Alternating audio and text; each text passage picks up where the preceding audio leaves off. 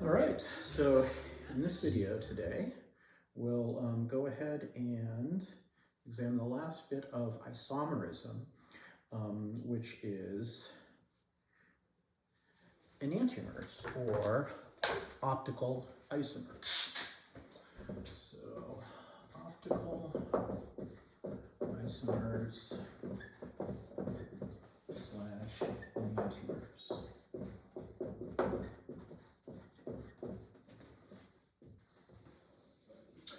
So optical isomers have the property, that physical property of rotating the plane of polarized light. And I mentioned that a couple of videos ago.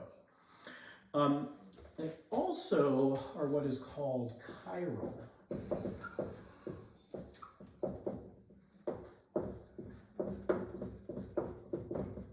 And for right now, probably the best way to describe that is having a handedness. So, you know, your right hand and your left hand are, for example, chiral. They are non-superimposable mirror images of each other.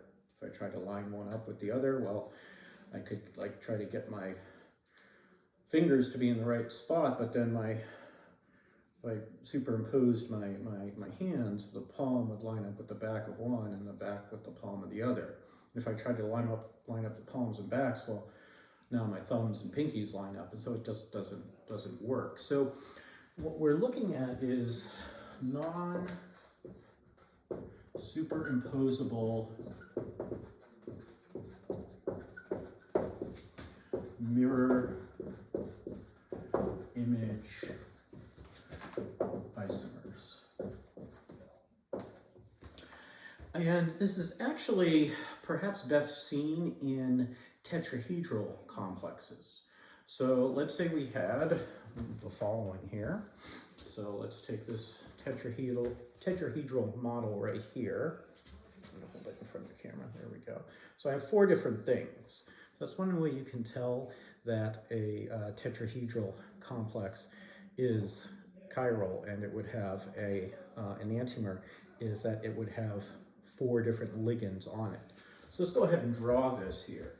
So I've got my metal in the middle, and we'll do a chlorine and an iodine coming out towards us.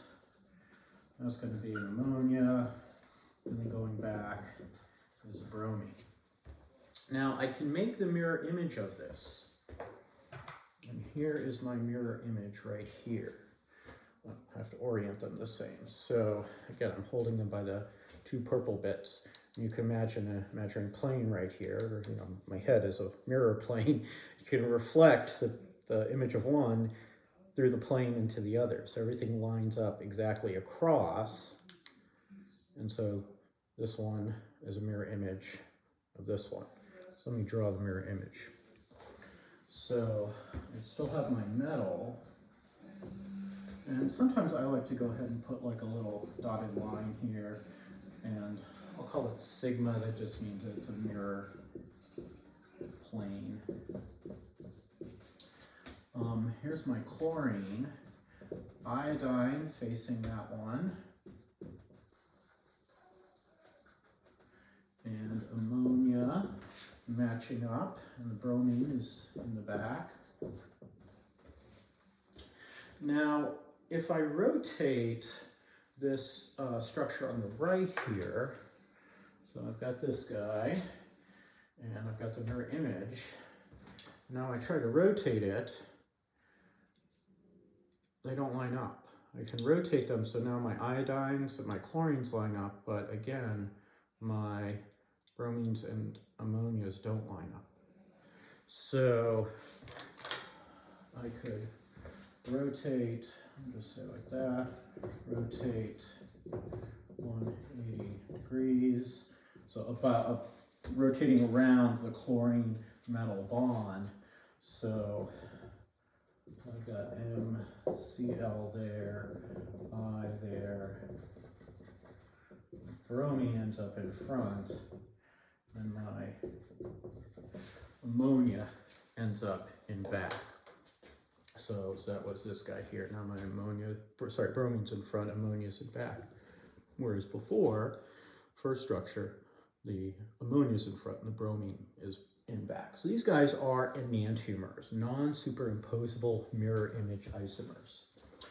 An easy way to do it, you know, if you don't feel comfortable visualizing things in 3 dimensions, and you don't feel comfortable rotating them, if you compare, like let's say compare this structure to this structure, and let me actually just make this NH3 look a little bit neater there, because that way you guys can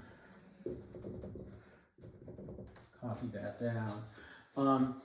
And you can compare the 2 structures on the far sides of the board here and see that the metals are in the same place, the chlorines and the iodines, but we've effectively switched the ammonia and bromine. So that's a shortcut.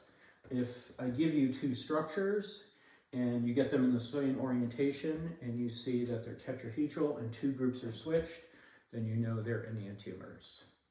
If I switch 2 groups and then switch the other 2 groups, I actually go back to the same molecule. So it's an interesting property that these chiral compounds have. So I think this is the most important going forward for organic chemistry because it's all tetrahedral. Carbon's all tetrahedral. And so when you take 12A, you'll see this in a little more detail. I will, however, after a brief pause, come back and talk about enantiomers, optical isomers in octahedral complexes. So through the magic of video editing, I'm going to come back in just a moment with some new structures.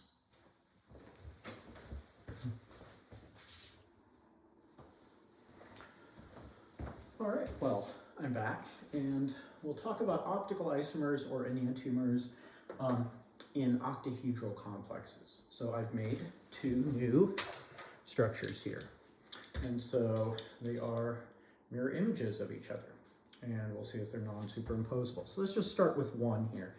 Now, one of the keys with optical isomers, enantiomers, when you're looking at octahedral complexes, is that you'll have 3 pairs of different groups. Okay, there are some cases, actually, if you look at figure 21.16, is a kind of interesting example. So fig 21.16, it has 3 ethylene diamine ligands, and those are ones that are bidentate.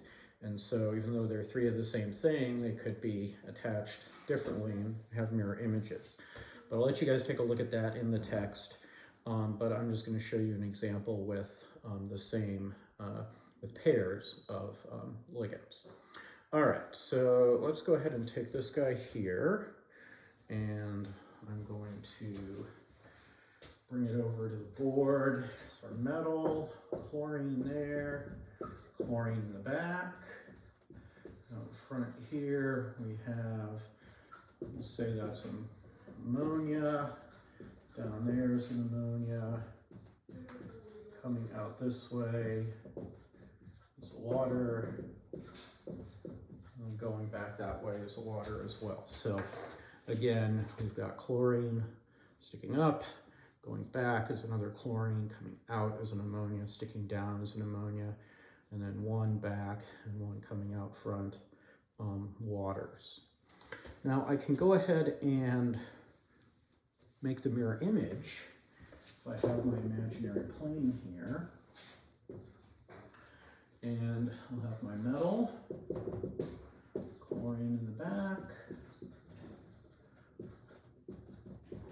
ammonia in the front, ammonia on the bottom, chlorine on the top, and now this water would be back over here, and another water there. Okay, and I've made the mirror image. Now I'm going to rotate it 180 degrees. So rotate 180 degrees. So my metal, chlorine axial positions will be the same, but now these guys will be over here. So I'll have OH2, OH2. This chlorine rotated 180 degrees will now be sticking out front.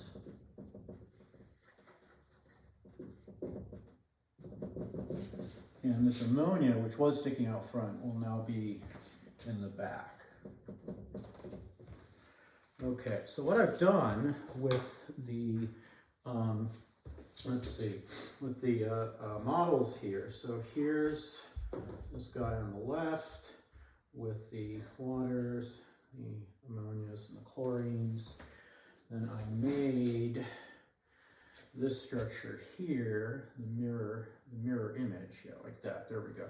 Water sticking out front and back on that side. And so let me bring these a little closer, and you can see them lining up like this. There's an imaginary mirror. One is reflecting into the other. So things line up across the mirror.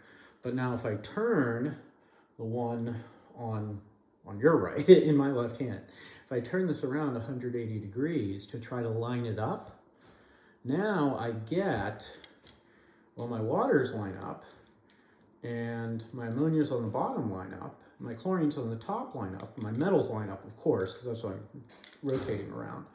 But on the side there, you can see the ammonia's trying to line up the chlorine in front, and in the back, we have a chlorine and an ammonia trying to line up. So they're non-superimposable, and they're mirror images. So it's the same sort of thing, but that we saw in tetrahedral complexes, but instead of having 4 different things, we have 3 different pairs of things. And notice that they're all cis to each other. Well, that's interesting.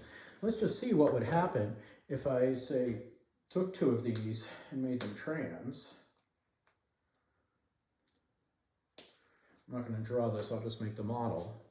So now these guys are trans, and then I will make the mirror image here. So my waters are trans, I'll make the mirror image, right? I'll rotate it 180 degrees, and oh, it lines up perfectly. So we have to have all cis configuration, okay? And yeah, and, you know, it's one of those sort of tricks, I guess, for identifying possible enantiomers.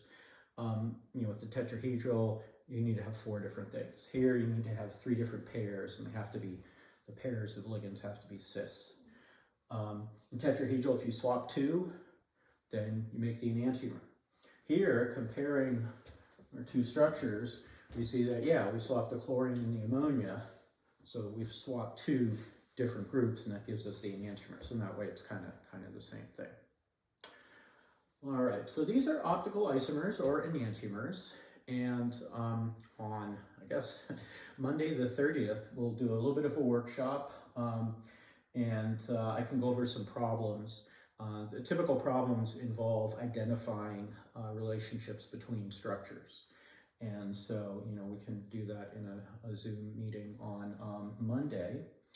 But until then, I will talk with you later.